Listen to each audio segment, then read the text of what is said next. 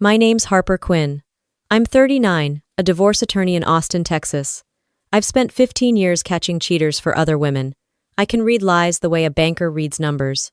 Which is probably why what I saw that afternoon didn't surprise me as much as it should have. It just broke something quiet inside me. There I was, sitting in my Lexus, coffee in the cup holder, mentally drafting closing arguments for a custody case. The light turned red, and I slowed down, thinking about the dinner I'd have to pretend to cook that night. Then I saw him. Nathan. My husband. The man who still acted like refilling the coffee machine was rocket science. He stepped out of a brick house, nothing fancy, just new construction in a Wimberley subdivision. He was carrying a brown grocery bag with the green Whole Foods logo printed on it. That's when my brain short-circuited. Nathan hates Whole Foods. Says it's overpriced, hipster produce. The man once argued that canned beans taste the same as organic ones, but there he was grinning. And above him, a blonde woman leaned out of the upstairs window, one hand on her belly, the other waving at him. Pregnant. Very pregnant. I didn't move. Cars behind me started honking, but I couldn't even blink. My husband, the man who'd told me for years that kids were a few years away, babe, was waving back at someone else's baby bump. The light turned green. I stayed put until a guy in a pickup yelled, "Move it, lady!" So I did. I pulled into the Target parking lot across the street and just sat there, hands gripping the steering wheel so tight my knuckles went white. Every lawyer instinct in me started running cross-examination mode. Maybe it wasn't what it looked like. Maybe she was a client. Maybe a relative. Except Nathan doesn't have relatives in Wimberley. And I'm not stupid. That's when the professional in me took over. I didn't cry. Didn't scream.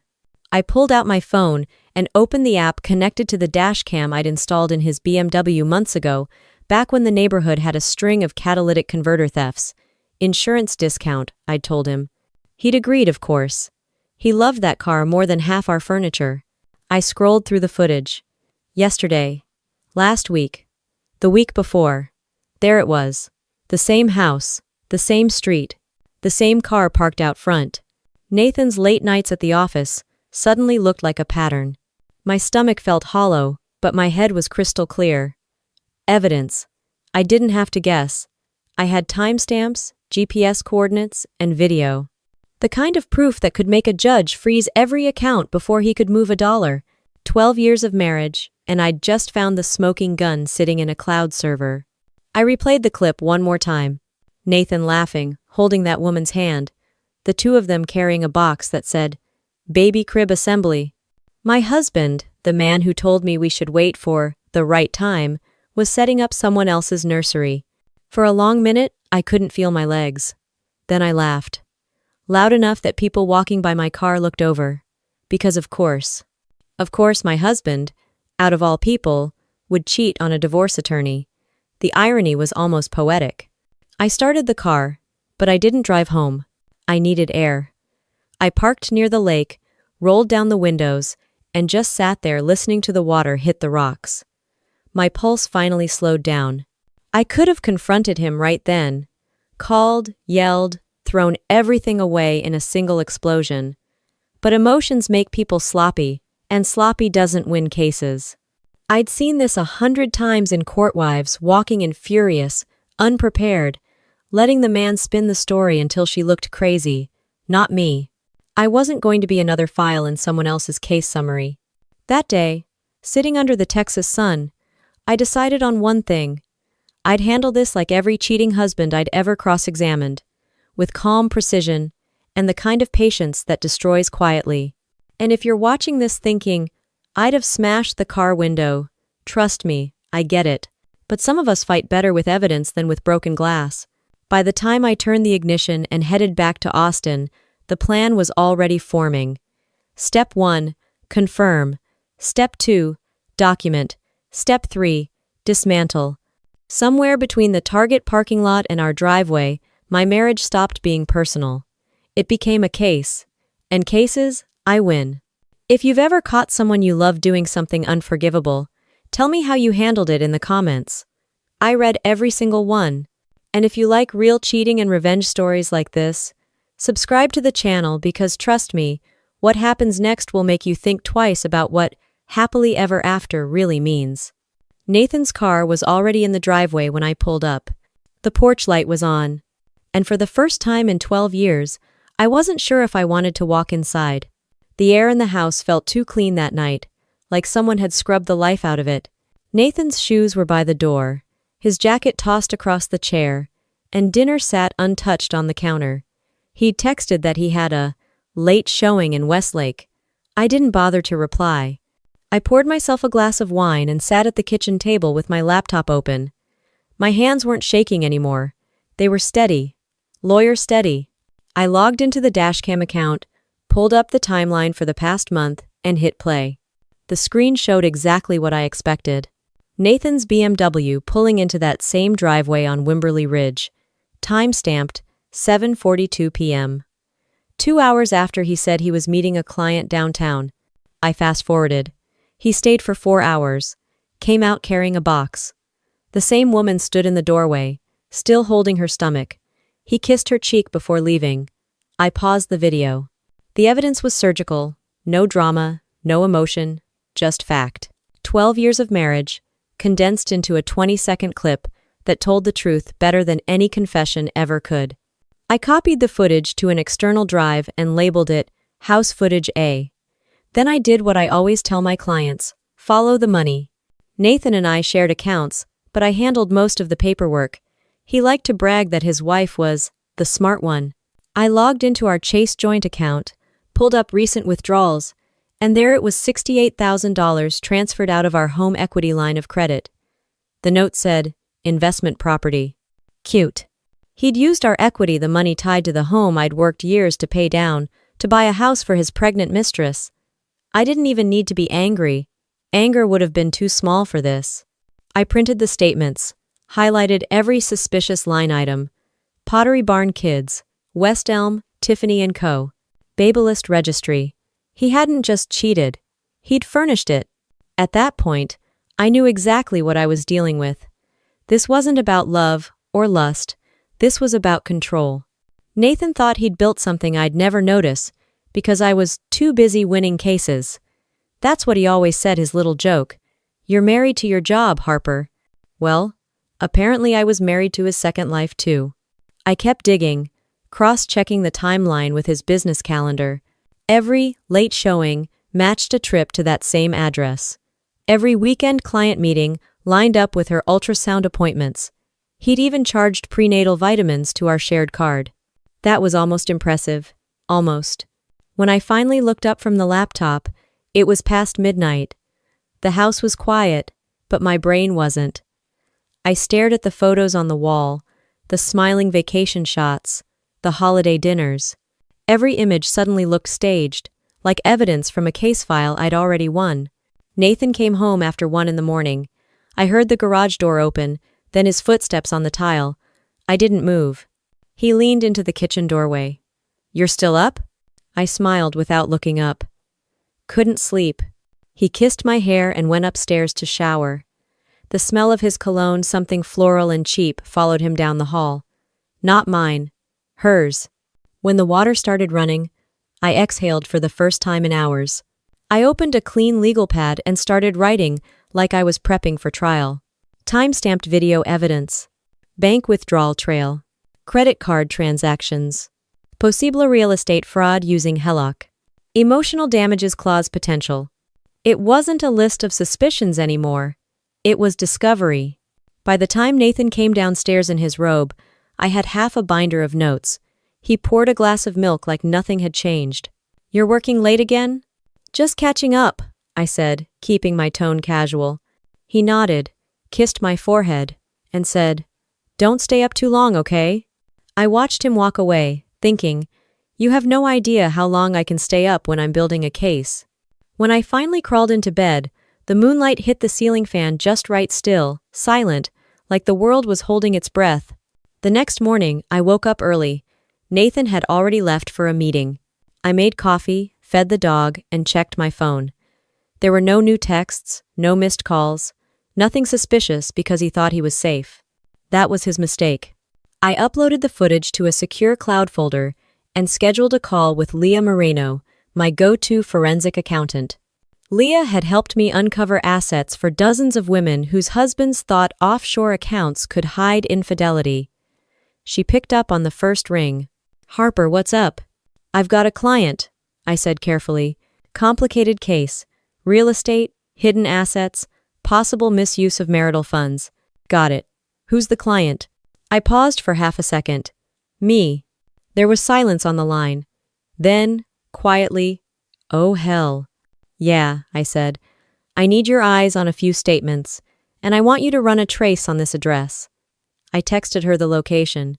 "You think he bought her something?" "I don't think," I said. "I know." Leah exhaled. "Okay. Give me a few hours. I'll pull property records and run his financial footprint." "Thanks, Leah." "Harper, you okay?" "I will be." I hung up and stared at the phone. The thing about betrayal is it doesn't hit all at once.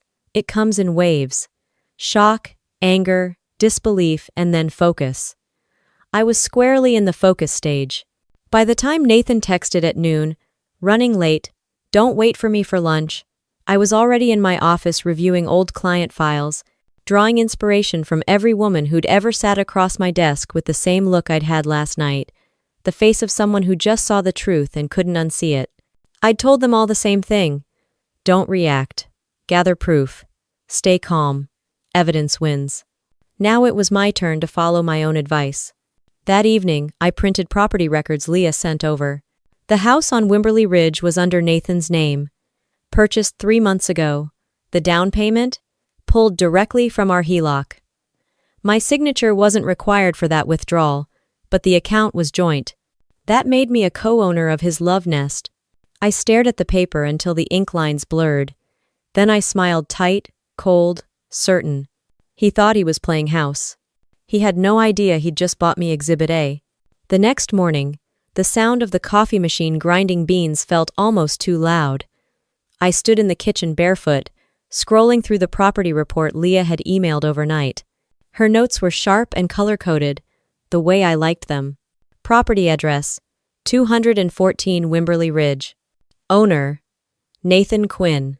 Source of funds, joint HELOC account ending in 3,742. Loan amount, $68,000. Purpose listed, investment renovation. He'd labeled his affair as a business expense. That was the moment I stopped being a wife and started being a strategist. Nathan came downstairs adjusting his tie, his usual morning routine perfume of arrogance and aftershave. "You're up early," he said. "Couldn't sleep," I replied, stirring my coffee. "Long day ahead?" "Always." He kissed my cheek. It landed cold. When he left, I opened my laptop and made 2 calls. The first was to Marcus Bell, a private investigator I'd used for several high-profile divorces. Ex-military, never missed a detail. The second was to Leah, who'd already begun digging. Marcus answered with his usual dry humor. "Harper Quinn calling before 8 a.m.? That can't be good." "I need surveillance," I said simply. "Digital, physical, full coverage." He whistled. "Target?" "My husband." There was a pause. "Well, damn, I'm sorry." "Don't be," I said. "Just be thorough." Marcus took the details without questions. He didn't need gossip. He needed data. That's why I trusted him. By noon, Leah had already traced another $22,000 in questionable charges: designer baby furniture, prenatal vitamins from boutique stores, a stroller that cost more than my first car. All from the joint account. She sent me a spreadsheet labeled Fraudulent Marital Expenditures, Preliminary. My phone buzzed again at 2:13 p.m. Marcus had emailed photos. Nathan and Emily leaving a cafe in downtown Austin, his hand on her back, her laughter tilted up toward him. The caption Marcus attached said, "She's about 7 months pregnant. He's comfortable." Comfortable. The word burned. I opened a folder on my desktop and named it Case, NQ Infidelity. Then I started sorting files, videos, statements, photos, receipts. My marriage was now organized by evidence tags. When you do what I do for a living, you learn that silence is the most underrated weapon. Most people ruin their advantage by reacting too soon. But calm, that's where the real damage is planned. That evening, I set the dinner table. Nothing fancy: steak, salad, wine. Nathan came home around 8, tired but smug. "Rough day," he said, collapsing into a chair. "You don't say," I murmured. He took the bait like always. "The market's insane right now. Everyone wants to buy, no one wants to pay what things are worth. You'd think people understood math." I smiled. "Maybe they understand value better than you think." He laughed, completely unaware he was the joke. "That's why I love you, Harper. You're always sharp." He had no idea how sharp. After dinner, he went to the living room to check emails. I poured more wine and opened my phone. Leah had texted another update. Confirmed. All baby purchases tied to shared funds. Will draft full report by Friday. Marcus's message followed. Found her social media. Emily Hayes, 27. Teaches bar classes at Pure Studio downtown. No priors, no major debts, 6 months into relationship based on digital trails. He even attached screenshots of their texts from Nathan's burner phone. Marcus had cloned the SIM card earlier that day. The messages were nauseatingly predictable. "Can't wait to hold our baby. She kicked again today. She knows when daddy's here. I love you more every day." I stared at the screen, emotionless. The words were so generic, they almost felt scripted. I'd seen hundreds like them across years of depositions. Nathan wasn't original. He was just another man repeating bad lines to a new audience. Still, I filed them. Every message, every timestamp. I wasn't going to confront him with words, I'd confront him with evidence. Around midnight, Nathan came to bed. "You're still awake," he murmured, slipping under the covers. "I was reading," I said, closing my laptop. He rolled over and kissed my shoulder. "You've been distant lately. Work's been stressful." He smiled against my skin. "You need to relax." The hypocrisy almost made me laugh. When he fell asleep, I stared at the ceiling fan spinning slowly overhead. My mind wasn't racing anymore. It was clear, sharp, methodical. I wasn't losing my marriage. I was reclaiming my power. The next morning, I called Diane Keller. She was one of the best family law attorneys in Texas, a colleague and a friend. We'd worked cases together for years. If anyone could represent me without bias, it was her. "Harper," she said, her tone immediately concerned. "Everything okay?" "Not even close," I replied. Within an hour, I was sitting in her office, binder in hand. Diane flipped through the photos, her face unreadable. "Wow," she said finally. "He really thought he could outsmart you? He thought I'd never look." Diane leaned back. "You've got enough here for an emergency petition. Dissipation of assets, misuse of marital funds, clear infidelity." "I want to move fast," I said. "No confrontation, no warnings. I want him cornered legally before he knows what's happening." She smiled faintly. "That's the Harper I know." We drafted the paperwork together, clean, airtight, emotionless. Names, dates, evidence logs. No adjectives, no accusations, just facts. By the time I left her office, the sun was setting over downtown Austin, painting the glass towers orange. I walked past a couple holding hands, laughing. For the first time in weeks, I didn't feel envy or sadness. I felt ready. That night, I made a list on a sticky note and placed it beside my laptop. 1. Keep calm. 2. Collect everything. 3. File, then destroy. Nathan called from his office at 9:30 p.m. "Running late again. Don't wait up." I smiled at the note. "Wouldn't dream of it." I turned off the phone, opened the next file from Marcus, and hit play. Nathan and Emily again, this time leaving a baby store, holding hands. His hand rested on her stomach, hers on his arm. My voice came out in a whisper only the empty room could hear. "Perfect. Keep smiling for the camera." The knife glided through the roast chicken like I'd been doing this every night for years, which, to be fair, I had.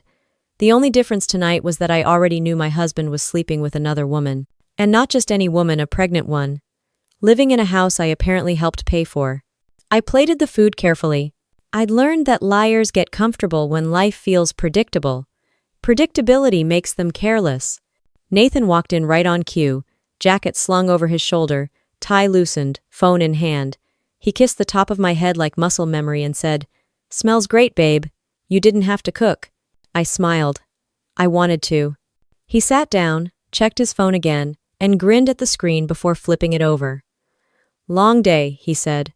Got a tough client, couple looking for their first house. She's pregnant. Hormones, you know? Changes her mind every 5 minutes. I cut a piece of chicken, kept my face neutral. Sounds exhausting. Yeah, he said, pouring himself a glass of wine. But they're nice people. She's due soon. Poor husband's probably losing his mind. The irony was Olympic level. He talked for another 20 minutes about market trends, property taxes, and some fake client named Tom. I nodded, even asked questions, because nothing disarms a liar like being listened to. When he went upstairs to shower, I picked up his phone from the counter. I'd done this once before, years ago, when a client's case had taught me that guilty people always underestimate their partners. Nathan used a passcode my birthday. The man who built a secret life couldn't even build a secure lock screen. The screen opened. I scrolled straight to his messages. One thread stood out. No name, just a number. The messages were sweet in a way that made my skin crawl. Miss you already. Baby kick today. Our girl's strong, just like you. I didn't hesitate. I typed a single line. Miss you already too. The reply came fast. We miss you too. She kicked again when you left. That was all I needed. Confirmation. I took a screenshot, sent it to my email, then placed the phone back exactly where it was. The entire exchange had taken 30 seconds, but it felt like I'd aged a decade. Nathan came down in his robe, smelling like expensive soap and guilt. You want to watch something? Sure, I said. You pick. He flipped through Netflix, landed on some crime documentary. The irony never ends. He made a joke about dumb criminals who get caught because they leave evidence, and I laughed because he was sitting next to one. Halfway through the movie, he put his head on my shoulder, whispered, You're the best thing that ever happened to me. My body didn't even react. I'd heard confessions from men like him in courtrooms. They all sounded the same flat, rehearsed, almost bored. When he fell asleep, I muted the TV and just watched him breathe. He looked peaceful, the way only people who believe they're untouchable can look. I thought about all the wives I'd represented who said, I don't know how he could do this to me. I'd always told them, it's not about you. It's about what he thinks he can get away with. And now here I was, living the same lesson. Around midnight, I slipped out of bed, careful not to wake him. I sat at my desk, opened my laptop, and uploaded the screenshot into the case folder. Then I opened a new document and titled it, Dinner Confession. I wrote down every detail, his words, the timing, the exact phrasing of that text exchange. It wasn't about emotion anymore. It was about accuracy. That's what wins cases. The next morning, I woke up before him. I watched from the window as he backed out of the driveway, waving like a man who believed he'd fooled the world. Once he was gone, I called Leah. He confirmed everything last night, I said. You got proof? She asked. I got a text that'll make him wish he'd never touched his phone. Good, Leah said. Marcus just sent new photos, by the way. She's shopping for baby furniture again. He's carrying the bags. Send them to me. You're scarily calm, she said. That's the job, I replied. I hung up, made myself another cup of coffee, and stood at the counter watching the morning light hit the backyard. I didn't feel like a victim. I felt like an attorney walking into closing arguments she already knew she'd win. By noon, I'd filed a few motions for other clients, had lunch, and replied to Nathan's casual text, How's your day, babe? With a simple, busy, you? He wrote back, Same here. Another showing in Wimberley later. I almost laughed. The man really didn't have a survival instinct. I typed, Be careful driving. He responded with a heart emoji. That afternoon, I drove past his office, parked across the street, and watched through tinted glass as he left early. He got into his car, looked around once, then took the highway south. Wimberley direction. Predictable. I didn't follow him. I didn't need to. Marcus was already 2 miles ahead with a camera rolling. When I got home, I poured a drink and opened the latest batch of files he'd sent. Photos, timestamps, receipts, each one another nail in the coffin Nathan didn't know he was building. By 8 p.m., my binder was full. Labeled, cross-referenced, ready. Nathan walked through the door, kissed my cheek again, and said, "You're quiet tonight." "Just tired," I said softly, meeting his eyes. "Long day." He smiled. "We both work too much." He had no idea how much work I was doing to end his career, his affair, and his access to my money in one clean motion. He poured wine for us both and said, "To us." I raised my glass and smiled back. "To truth." The office was quiet except for the faint hum of the printer spitting out one document after another. I stood over the table, lining up everything in perfect order: photos, bank records, credit statements, and that one screenshot that had changed everything. The binder was almost full. The case was building itself. I'd represented dozens of women who thought they'd never survive betrayal. I'd told each one the same thing. You win by staying calm, by turning emotion into strategy. Now I was living my own lecture, color-coding the proof that my marriage was a fraud. At 9 a.m., I called Diane Keller. She'd seen it all: cheating CEOs, double-life husbands, even one guy who forged his wife's signature on a car loan. "Harper," she said, her voice crisp. "Come by the office. Bring everything." When I arrived, she already had a legal pad out.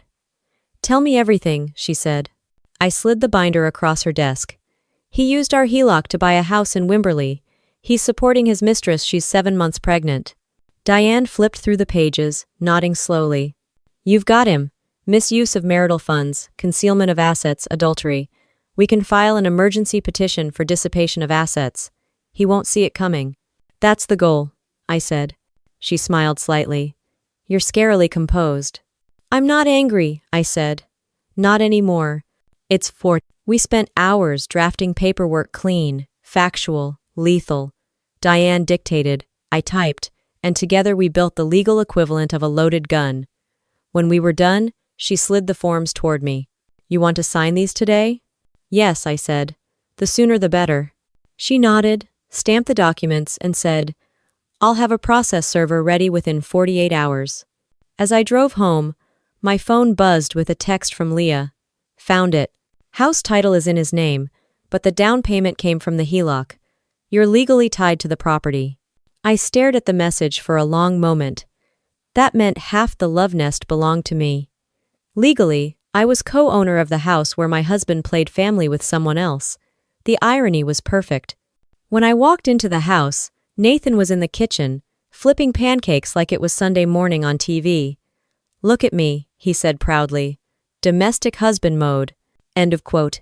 I grabbed a mug, filled it with coffee, and said, "Impressive. Did you read the HELOC statement lately?" He laughed. "God, no. That stuff's all you." "Right," I said quietly. "It is." He looked at me for a second, maybe sensing something off. "Everything okay?"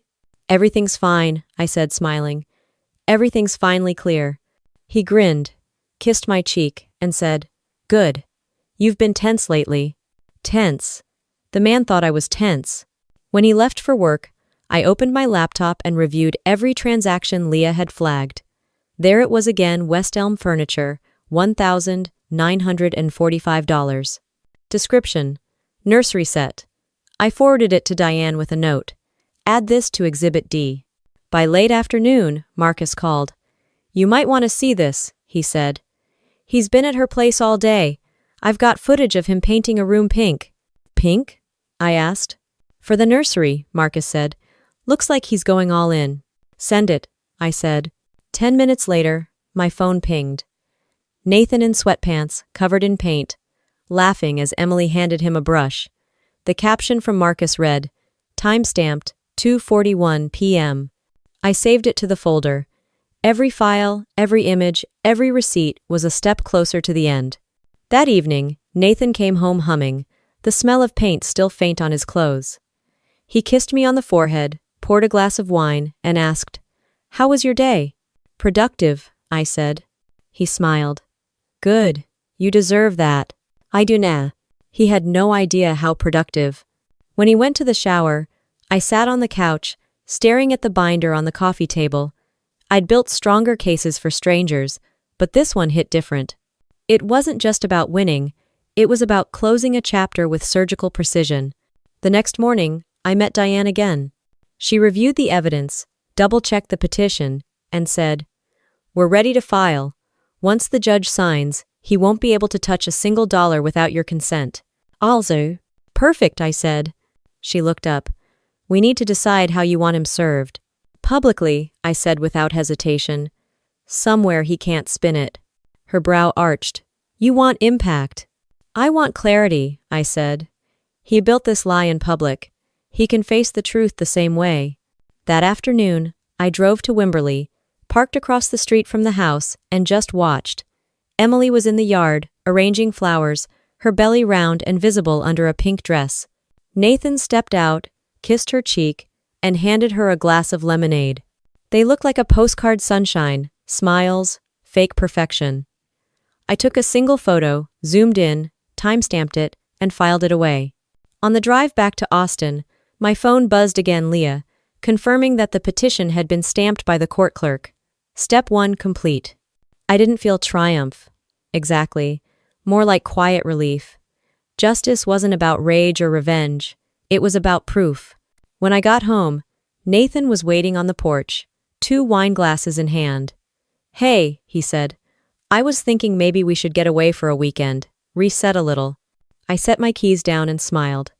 "That sounds nice." He poured the wine, handed me a glass. "To us," he said again, the same toast he used every time he lied.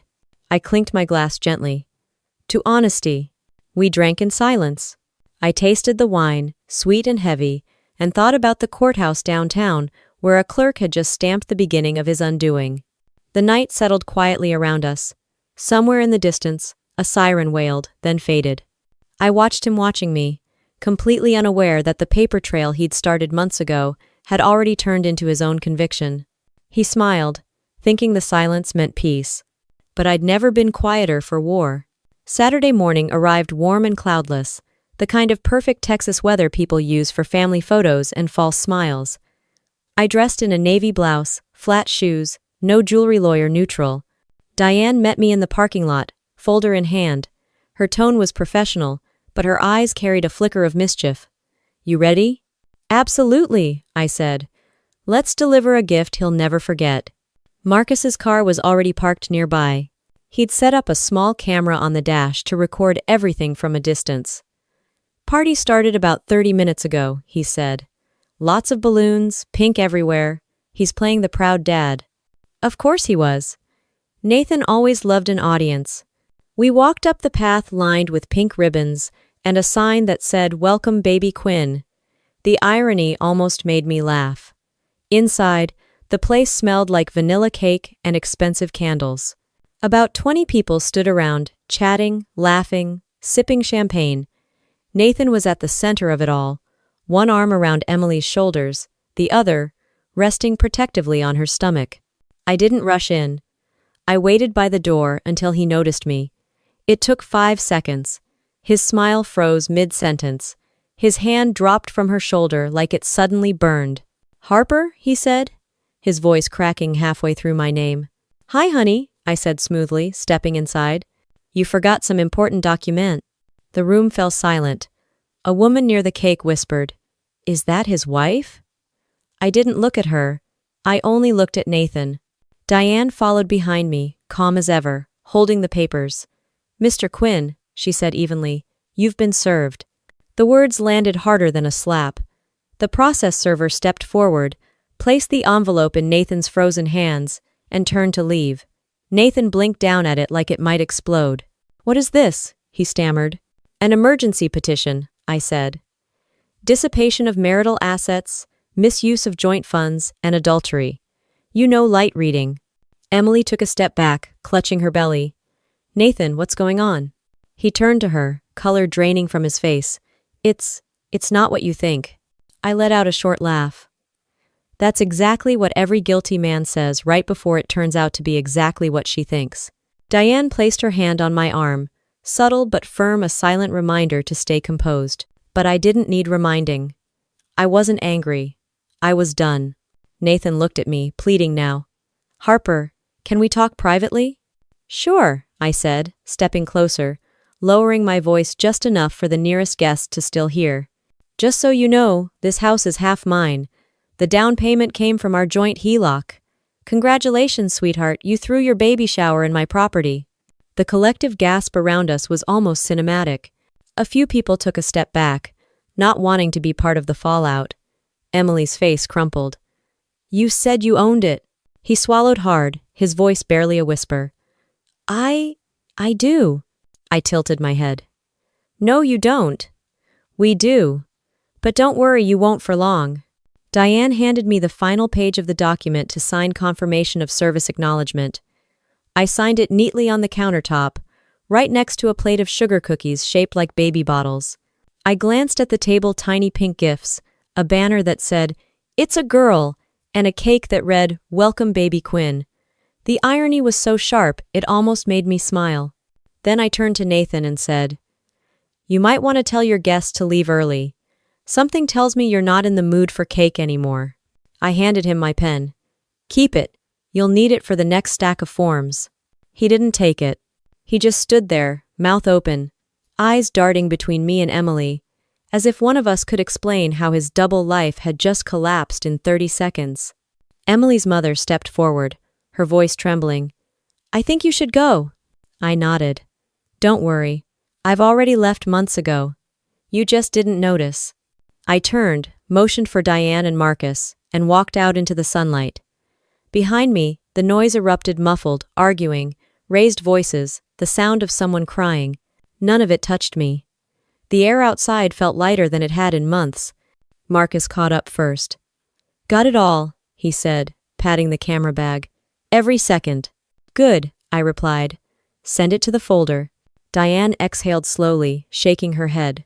"That was brutal." "Necessary," I said. We reached my car. I leaned against it for a moment, looking back at the house. Balloons still floated on the porch, cheerful and oblivious. "Funny thing," I said. "That's the same kind of house we almost bought last year. He said it was too far from town." "Guess he changed his mind," Diane said dryly. "Guess he did." We drove back to Austin in silence. Halfway home, Diane said, "You handled that better than anyone I've ever seen." "It wasn't personal," I said, staring out the window.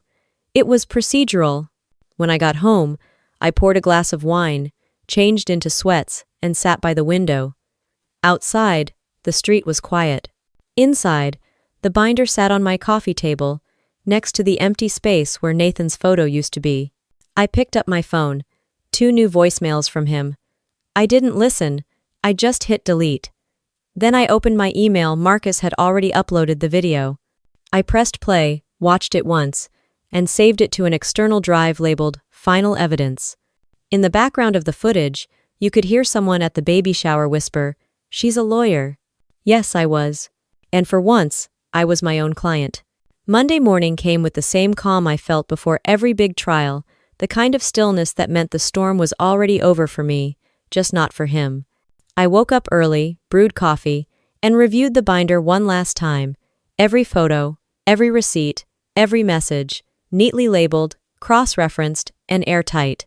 At 8:30, I walked into Travis County Courthouse in my Navy suit, the one that said, "I didn't come to argue. I came to win." Diane was already there, adjusting her files. "Judge Wallace is presiding," she said. "Tough but fair." "Perfect," I replied. "Fair is all I need." At 8:50, Nathan arrived with his lawyer, some guy who looked like he'd been pulled out of a real estate conference, and handed a legal pad. His tie was crooked. Nathan's eyes were bloodshot, his hands trembling slightly. He tried to smile at me across the aisle. I looked through him like he was a bad client I'd already dropped. "Mrs. Quinn," Judge Wallace said when we were called forward. "I've read your emergency motion. Mr. Quinn, I've reviewed your response. Let's proceed." Diane stood first, crisp and composed. "Your Honor, this is a clear case of dissipation of marital assets. Over the past 11 months, Mr. Quinn used joint funds to purchase and furnish a home for another woman, now 7 months pregnant, while continuing to represent himself as a devoted husband. And..." She placed the first exhibit on the monitor, a screenshot of the HELOC withdrawal, $72,000, transferred directly into a Wimberley property account. This, Diane said, is the down payment for 415 Meadowridge Lane, listed under Mr. Quinn's name, but financed through their joint credit line. Judge Wallace nodded, flipping through the document. And Mrs. Quinn's name is on the HELOC? Yes, Your Honor, Diane said, meaning she is legally responsible for half the debt of an asset she neither knew about nor benefited from. Nathan's lawyer cleared his throat. Your Honor, if I may, Mr. Quinn was making an investment. It was a business decision, not— Was this property rented? The judge interrupted. Nathan hesitated. Not yet, Your Honor. So the tenant, she said dryly, was his mistress? The courtroom fell silent. Diane moved to the next exhibit.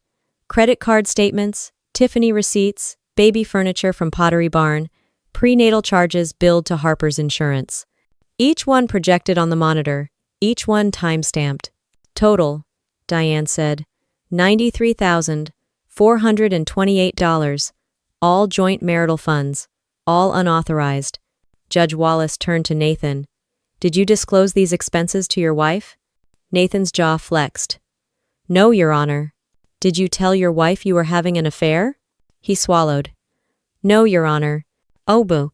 Did you tell your wife you fathered another child? No, Your Honor. Then tell me, she said, leaning forward, how this qualifies as an investment. Nathan's attorney fumbled. My client deeply regrets. I'm sure he does, the judge cut in. But regret doesn't reverse fraud. Diane handed over the final exhibit, Marcus's footage from the baby shower. The timestamp appeared on screen, along with the video of Nathan smiling, hand on Emily's belly, surrounded by pink balloons. Nathan's lawyer objected, citing privacy invasion. Diane countered instantly. Filmed in a public setting, Your Honor, where my client's jointly owned funds paid for the property. Objection overruled. The footage played for 30 seconds before the judge waved her hand.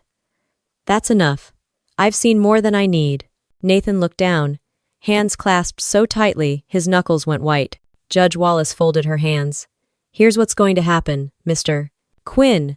All joint accounts will remain frozen. You are hereby ordered to repay 50% of the misused funds, $46,714, to the marital estate within 90 days. Failure to comply will result in a lien against future earnings. Nathan's lawyer started to speak again, but the judge wasn't done. Furthermore, she said, the property at 415 Meadowridge will be sold. Proceeds will go to Mrs. Quinn. She will retain exclusive possession of the marital home and vehicle pending the final decree. You, Mr. Quinn, are to vacate immediately and will have no access to shared funds without court approval. Nathan's mouth opened, then closed again. He looked like someone had unplugged him from reality. Court adjourned, Judge Wallace said, gavel striking once. The sound echoed like a final sentence. Diane turned to me, a slow grin forming. You just won every motion. I exhaled, steady and satisfied. I know. Nathan approached hesitantly, eyes red. Harper, please can we just talk? About what? I asked. The financial abuse or the moral one? He rubbed his forehead. I didn't mean for any of this to happen. I tilted my head. You don't accidentally buy another woman a house, Nathan. She's having my baby, he whispered, as if that would soften me. And you'll have plenty of time to practice parenting, I said. Just not with my money. His voice cracked. I loved you. No, I said quietly. You loved convenience. He stared at me like he didn't understand English. Then he said the one thing cheaters always say when the truth finally costs them something. What am I supposed to do now? I picked up my briefcase. Get a job that pays enough to cover child support. As I walked past him, I paused. Oh, and the BMW? That's mine now, compensation for emotional distress. The color drained from his face. I didn't look back. Outside, the morning sun hit the courthouse steps, warm and blinding. Diane joined me, holding the certified copy of the ruling. It's official, she said. You own the house, the car, and half his future commissions. Then it's a good day, I said simply. We walked toward the parking lot, heels clicking against concrete, the sound sharp and clean. There was no satisfaction in seeing him lose. It wasn't about revenge anymore. It was about proof, about walking away with dignity intact and receipts in hand. When I reached my car, I took one last look at the courthouse doors. Somewhere inside, Nathan was probably still sitting there, realizing he'd spent a year building a fantasy and lost a lifetime of stability. For the first time in months, I felt lighter. Not happy. Exactly just free. The week after the hearing felt quieter than any week I'd ever lived, through the kind of quiet that follows a crash when you realize you're still standing. Nathan, however, wasn't. By Tuesday, he'd rented a U-Haul and was dragging his life out of what was now legally my house. I stood at the kitchen window with my coffee, watching him carry boxes like a man moving out of his own illusion. He paused once, looked up toward the window, maybe hoping I'd come out and help or say something. I didn't. I just raised my mug slightly, the same way you'd nod to a stranger at a stoplight. He loaded the last box, his golf clubs, and his precious flat-screen TV. My BMW now stayed parked in the driveway. When the truck pulled away, I didn't feel triumphant. I just felt done. Later that afternoon, Diane called. He tried to withdraw from a joint brokerage account this morning, she said. Of course he did, I replied. The freeze held. He's got nothing accessible. His lawyer called asking if you'd consider mediation. I laughed softly. Mediation is for people who have something to negotiate. He doesn't. Diane smiled through the phone. You're cold, Harper. Efficient, I corrected. That evening, Leah sent a text. You're going to love this. Attached was a screenshot of a listing the Wimberley property, freshly posted online. The realtor's note read, charming 2-bedroom cottage with natural light and emotional baggage included. Leah added, Emily moved back in with her parents. Word is, she's not thrilled. I didn't respond. I just poured another glass of wine and played some jazz, letting the sound fill the empty space where Nathan's lies used to live. By Friday, my life had rearranged itself into something resembling normal. I went to court, handled 2 client cases, came home, fed the dog, and watered the plants Nathan used to forget existed. Routine had become relief. Then Marcus called, his tone casual but amused. You want some poetic justice to go with your evening wine? Always, I said. Graham tried to return the Tiffany ring he bought for her. Guess what? Final sale policy. I almost choked on my wine. So he's stuck with a $3,000 reminder of his stupidity. Exactly. And according to my guy at the dealership, he's behind on his car payments too. Beautiful, I said. Document it. By Sunday, word had spread through our circle of friends, not because I said a thing, but because people talk, and drama travels faster than reason. At yoga that morning, one of the women from our neighborhood leaned over and whispered, I heard about Nathan. Good for you, Harper. I smiled politely. I wasn't proud of the scandal, but I wasn't ashamed of surviving it either. Meanwhile, Nathan's version of survival was unraveling. He'd moved into a small 1-bedroom apartment near Round Rock, the kind with flickering hallway lights and coin laundry. The same man who once debated countertops now lived with laminate floors and neighbors who argued through thin walls. He texted me once. Just once. You really took everything. I didn't reply. Because he was wrong. I hadn't taken everything. He'd thrown it away. A week later, Diane called again. The final hearing's next month. He's agreed to your terms. He can't afford to fight. Good, I said. Oh, and his mother reached out to his attorney, she added. Apparently she's furious about what he did, and even more furious that he dragged her name into the asset paperwork. I let out a small laugh. Karma's thorough. That night, I scrolled past a news alert. Housing market slowdown hits small agencies. Nathan's firm was on the list. His name popped up in an article about layoffs. I didn't read the details. I didn't need to. But I did glance at social media once, purely for closure. Emily's account was still public. Her last post was a black and white photo of a newborn baby girl wrapped in a blanket. The caption said, Welcome to the world, Maisie. No mention of Nathan, no father in the photo. Just hashtags about strength, lessons, and moving forward. I stared at it for a long minute.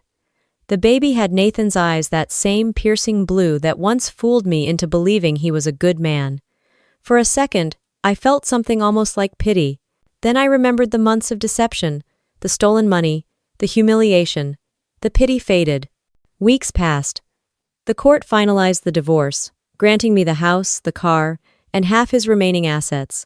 I didn't throw a party. I didn't post about it. I just quietly changed my locks, installed a new security system, and replaced every photo in the living room. One night, I ran into him at the grocery store, Whole Foods, ironically. He was in line ahead of me, looking worn out. His cart had formula, store-brand diapers, and the cheapest pasta sauce on the shelf. I, on the other hand, had organic produce, a bottle of Merlot, and the kind of calm money can't buy. He noticed me.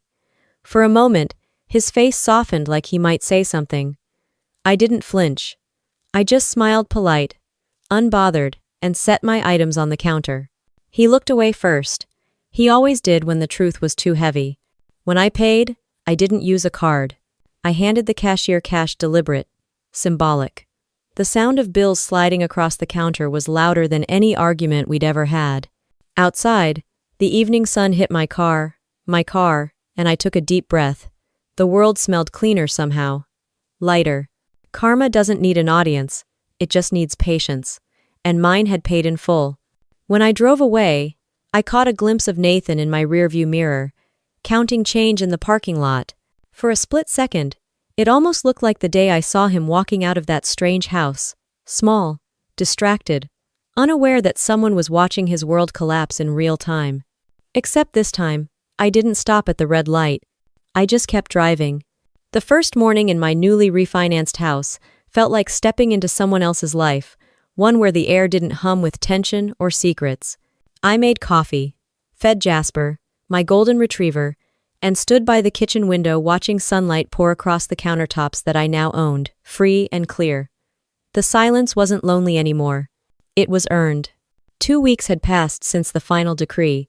The papers were signed, the funds transferred, and the last piece of Nathan's name was gone from every account. Diane called to confirm it. "Congratulations," she said. "You're officially single, solvent, and scary." I laughed. That last one might be my favorite part. She wasn't wrong. Something had shifted. For years, I'd been half of a picture-perfect couple, the power duo neighbors admired at block parties. Now, I was just me. But that was the revelation. Just me was enough. Work came easier too. I threw myself into cases like I had something to prove, even though I didn't anymore. Within months, my client list doubled. Women from all over Texas called my office, asking specifically for the attorney who destroyed her cheating husband in court. I didn't advertise that title, but I wasn't about to correct it either. One afternoon, my managing partner, Mark, called me into his office. "Harper, we've been reviewing your numbers," he said. "Your close rate's the highest in the firm. We're offering you partnership." I stared at him, half expecting it to be a joke. "You're serious?" "As a heart attack," he said, smiling. "You've earned it." That night, I celebrated the only way I knew how: a quiet dinner alone at my favorite restaurant, a glass of champagne, and my phone on silent. No one asking where I was, no one timing my drive home. Just peace. Leah joined me halfway through dessert, waving her phone like a victory flag. "You're officially trending," she said. I raised an eyebrow. "For what exactly?" She showed me a local news clip. Divorce attorney exposes husband's double life and wins everything. Someone had uploaded footage from the baby shower service. It had spread through social media like wildfire. The comments were brutal, half cheering, half shocked, all fascinated. Leah grinned. "You've gone viral without even trying." I shook my head, laughing. "Guess Karma's got a PR team now." Business boomed after that. My inbox filled with messages from women. Some desperate, some inspired. One email stood out. "You don't know me, but your story gave me courage to leave a man who made me feel small. Thank you." I read it twice. For the first time in months, I felt something close to pride. Not because I'd won, but because someone else saw a way out through me. With the extra income, I made some changes. New paint, new furniture, new energy. The beige walls Nathan loved were replaced with deep blues and charcoal gray. I bought the bookshelves I'd always wanted and turned the guest room into a home library. A small luxury, but one that felt symbolic. I'd filled the empty space with knowledge, not noise. I even adopted a cat, Luna, a gray tabby with attitude. Jasper hated her at first, but eventually decided tolerance was easier than competition. Watching them coexist made me laugh, proof that peace was possible even after chaos. Every now and then, I'd see remnants of my old life pop up. A mutual friend would mention Nathan, or I'd get an automated reminder from some old joint account I hadn't yet closed. Apparently, he'd started freelancing, hustling open houses to cover debts. Emily had moved back to her parents' home, raising the baby mostly alone. I didn't feel hatred anymore. Just distance, the kind that comes when a wound finally scars over. Months later, the firm hosted its annual gala. Diane gave a toast that made everyone laugh. "Here's to Harper," she said, lifting her glass, "who proved that the best legal strategy for heartbreak is evidence and elegance." The room erupted in cheers. I smiled, accepted the applause, and realized something I hadn't before. The version of me standing there calm, centered, strong wasn't built in spite of betrayal. She was built because of it. That night, I walked home under the city lights, heels clicking on the pavement, air cool against my skin. For the first time in years, I didn't dread coming home alone. My house glowed warmly through the windows, soft light spilling onto the porch. Inside, I poured a glass of wine, sat by the fire, and looked around. Every piece of furniture had a story. Every inch of the space was mine. I didn't need forgiveness or closure. I'd already built something better. Independence. Around midnight, I checked my email one last time. There was a message from a new client, a woman named Meredith. Her husband was hiding assets. She suspected an affair. Her subject line read, "I heard you're the lawyer who helps women take back their power." I smiled, typing back, "You heard right. Let's get started." Before bed, I looked out the window at the skyline glowing faintly in the distance. The city was asleep, but I felt wide awake, grounded in a life that was finally, fully mine. People say revenge is sweet. They're wrong. Revenge is quiet. It's the sound of your own peace after someone tried to break it. It's waking up in a house you fought for, driving a car they thought you'd never afford, walking into a courtroom knowing you'll never sit on the losing side again. It's realizing that you didn't just survive what they did, you built something stronger because of it. And as the night settled, I whispered into the stillness, not to Nathan, not to Emily, but to myself, "You did it. You're free." The silence that followed wasn't empty. It was absolute. It was an ordinary Saturday afternoon at Costco, fluorescent lights, carts squeaking, people arguing over sample lines. The kind of place where no one expects life to hand you closure. But there it was, pushing a half-empty cart near the frozen food aisle, Nathan. He looked smaller somehow, like someone had let the air out of him. His shirt was wrinkled, hair uncombed, the confident swagger long gone. He didn't see me at first. I probably blended in like everyone else, jeans, sweatshirt, grocery list in hand. I almost walked past him. Almost. Then he turned, and our eyes met. For a split second, time folded back. The man who once shared my house, my bed, my life stood 10 feet away, holding a box of off-brand baby formula. His lips parted like he might say something, but no words came. I smiled, calm, polite, detached. The kind of smile you give a distant colleague, not a man who once promised you forever. He looked down at his cart, then back at me. "Harper," he said quietly, like my name was a confession. "Hi, Nathan," I said evenly. He shifted awkwardly. "You look good." "I am," I said. "You?" He nodded, eyes darting toward the shelves. "Yeah, doing my best." "Oh." The silence stretched between us, filled with everything he'd lost and everything I'd rebuilt. I glanced at the baby formula again and realized he wasn't shopping for himself. Maisie, his daughter with Emily, was about 2 now. I remembered because the birth announcement had shown up in a mutual friend's feed, all pastel bows and filtered joy. "How's your daughter?" I asked softly. He looked surprised, maybe even grateful. "She's good. She's perfect, actually. Smart, funny, looks like me." I nodded. Then I hope she grows up nothing like you. His face fell. Not angry, not offended, just sad. For the first time, he looked like he actually understood what he'd done. I deserve that, he said quietly. You did, I said. And so much more. He tried to meet my eyes again. I never stopped loving you. I almost laughed. You didn't love me, Nathan. You loved having me. There's a difference. He swallowed hard, voice breaking. I think about you every day. Oh. That's your punishment, I said gently. He nodded slowly, like he knew it was true. I ruined everything. No, I said. You taught me everything. You just had to lose it all first. A couple pushing a stroller rolled between us, breaking the tension. I stepped aside, ready to walk away, but Nathan spoke again, this time barely above a whisper. You really won, didn't you? I looked at him, not with pride or spite, but with a calm he'd never been capable of. It was never about winning, I said. It was about being free. He didn't answer. He just stood there, shoulders slumped, eyes glassy, as I turned and wheeled my cart down the next aisle. I didn't look back. Closure doesn't require witnesses. At checkout, I placed my groceries on the conveyor: wine, organic fruit, candles, the kind of simple luxuries that used to make him roll his eyes. The cashier scanned them one by one. Behind me, I could still feel his presence in line, paying with cash, counting every dollar. I paid with a black card that bore only my name. It felt poetic.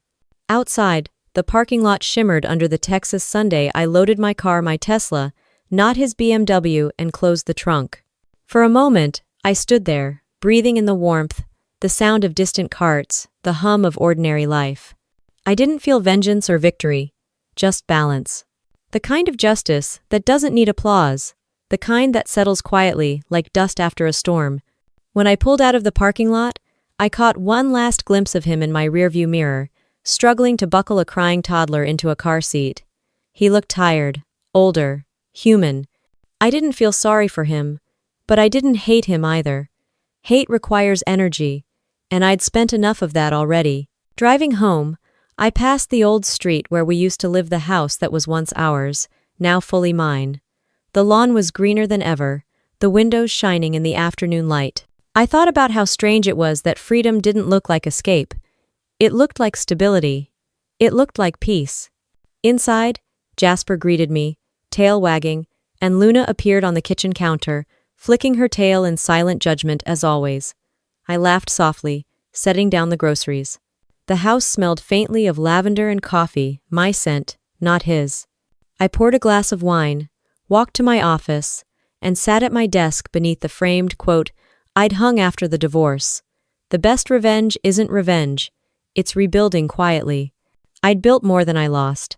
A stronger business, a home that felt alive, a version of myself that didn't bend to anyone's narrative. My phone buzzed with an email notification. A new client inquiry, subject line, cheating husband, I need help. Or, I opened it. Her story sounded familiar. The shock, the disbelief, the shame. But now, I knew exactly what to say. You're not crazy. You're not weak. You're just finally seeing the truth. Let's make a plan. I hit send and leaned back in my chair. Outside, the sun dipped behind the trees, painting the sky gold and pink. I thought of all the women who'd ever sat in cars, hands shaking, watching their worlds crumble in real time. And how many of them would rise again when they realized what I had. That evidence, dignity, and silence were the sharpest weapons of all. Justice didn't need noise. It needed precision. I closed my laptop, turned off the light, and let the quiet fill the room, the same kind of quiet that started everything at that red light years ago. Only now, it wasn't the sound of betrayal. It was the sound of peace finally taking its place. To anyone listening who's been through something like this, remember, you don't need to scream to be heard. You just need to act with purpose. The truth has a way of shining through, especially when you stand tall and let silence do the talking. If you believe in stories about strength, justice, and women who turn pain into power, subscribe to this channel. Here, we tell real cheating stories, raw revenge stories, and true tales of husband betrayal, not for the drama, but for the reminder that every ending can be rewritten with grace.